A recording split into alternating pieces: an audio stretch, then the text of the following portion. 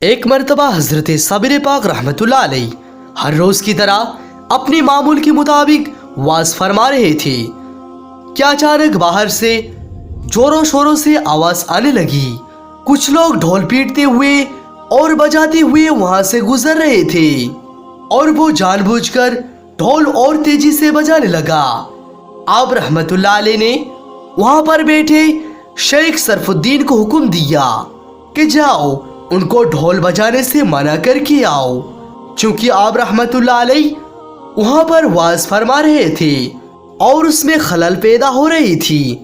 شیخ شرف الدین حضرت صابر پاک رحمتullah علیہ کے حکم کے مطابق جب باہر آئے تو انہوں نے دیکھا کہ کون شور مچا رہے ہیں، تو ان کے سامنے ایک بہت ہی برا نظارہ تھا کہ کچھ کلیئر کے ہی لوگ ڈھول پیٹ رہے تھے اور ناچ رہے تھے اور ہجوم بنا کر شور شرابہ کر رہے تھے۔ شیخ شرف الدین نے سمجھایا کہ تم لوگ شور شرابہ مت کرو، چونکہ اندر اللہ اور ان کے رسول کے واز چل رہے ہیں۔ لیکن وہ لوگ بڑے جاہل قسم کے تھے اور انہوں نے شیخ شرف الدین کی باتوں پر غور نہ کیا اور شور شرابہ کرنے میں جاری رہے۔ شیخ شرف الدین یہ مسئلہ دیکھ کر اندر آ گئے اور حضرت صابر پاک رحمتullah علیہ کو پورا معذرہ بتا دیا کہ منع کرنے کے باوجود بھی وہ لوگ شور شرابہ کر رہے ہیں۔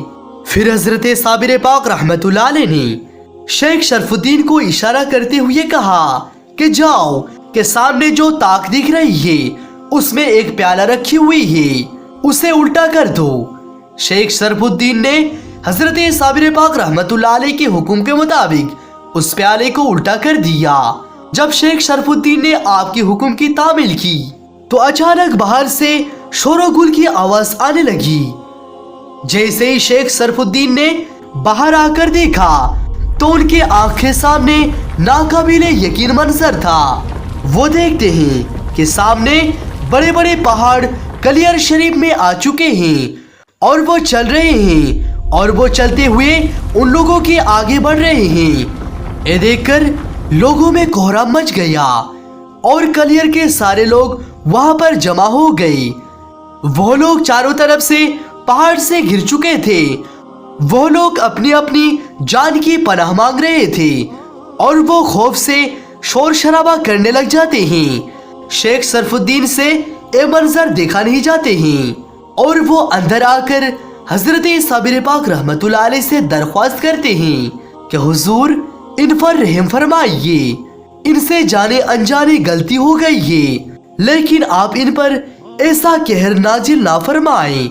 حضور آپ ان لوگوں کو معاف کر دیجئے اور ان لوگوں کی مشکل ٹال دیجئے۔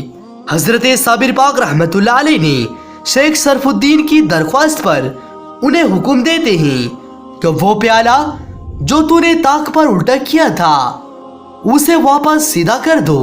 شیخ شرف الدین نے جیسے ہی اس طاق پر جاتے ہیں اور اس پیالے کو سیدھا کر دیتے ہیں تو اچانک وہ سارے پہاڑ وہاں سے لوٹنے لگتے ہیں اور وہاں سے غائب ہو جاتے ہیں۔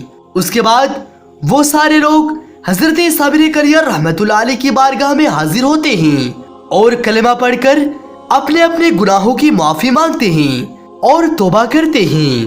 پھر وہ لوگ سچے اور نیک مسلمان بن کر اپنی زندگی گزر بسر کرنے لگے۔ سبحان اللہ۔